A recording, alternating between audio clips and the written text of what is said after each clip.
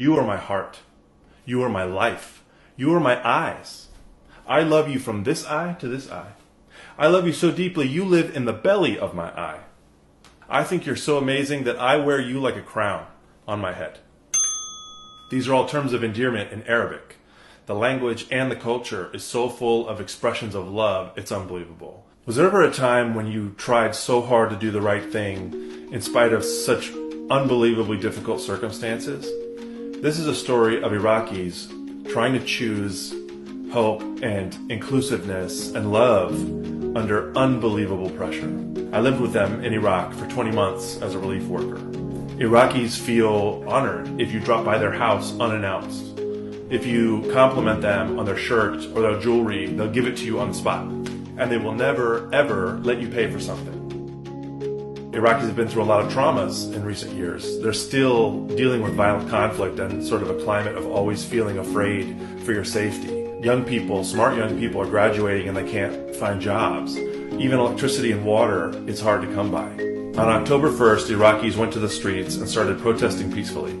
Basically, they said, we no longer want a system that is made to divide us into our groups, Sunni, Shia, Christian, Kurdish. We want a society that's inclusive of everybody and functions so that we can all live well. Thousands and thousands of people are camped out in Baghdad and other cities, making each other food and painting murals on the walls, watching the Iraqi national soccer team win on the big screen. It's an exciting moment when people feel like they can be part of making this the Iraq that they know and love in their heart. But fear is such a strong force. Militia groups and security forces have been attacking protesters in horrible ways.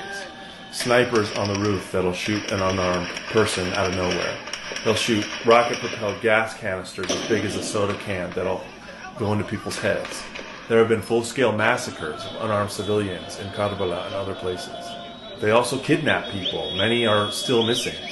Others turn up having been killed in unspeakable ways. I have been blown away by the courage of these young people. Somehow, they are still, in spite of everything that's happening, they are still rejecting violence and sectarianism. It's the strength of the human spirit on full display. But the pressure is building and building. It's getting worse. The purpose of the violence is to play on people's survival instincts and force them to defend themselves violently and get drawn into an armed conflict. Right now, Iraqis are at a really important fork in the road. Either they continue to reject violence and choose hope and take care of each other and achieve something historic for their country, or the violence succeeds in dividing them and drawing them in, and maybe Iraq becomes like Syria. To me, this isn't about politics. Personally, I don't support any particular side or party. I pay attention to who are the Iraqis that are engaging in the process peacefully and constructively with a mindset of respect for the rights of everyone, and who's not. But the reason I'm telling you this story is because I know the heart and the spirit of Iraqis, and it's beautiful. And I don't think we're helpless. There are many tiny things we can do to support people's ability to choose peace in this difficult situation. Do you like having friends around you who care about you? Reach out to Iraqis, especially if you don't know them. Give them a well wish or even hang out with them. Caution, they will feed you. Do you like beautiful art and music? You would not believe the creativity of the protesters. I've included some links to some amazing paintings and artwork and music that you can learn more about what's happening that way. Do you like to laugh while you learn new stuff? I highly recommend an Iraqi TV show by Ahmed Al-Bashir. I put that link in there too. Do you like cold drinks and internet memes? Take a can of soda and put it against your head.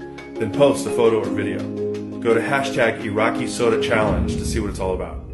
And finally, please share what's happening in Iraq. Learn about the situation, make up your own mind. Talk about it with friends, post it.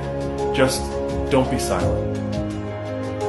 You may not know Iraqis like I do yet, but they are truly amazing, beautiful people. If you are someone who has ever wanted to make the world better in some way, now is a great opportunity.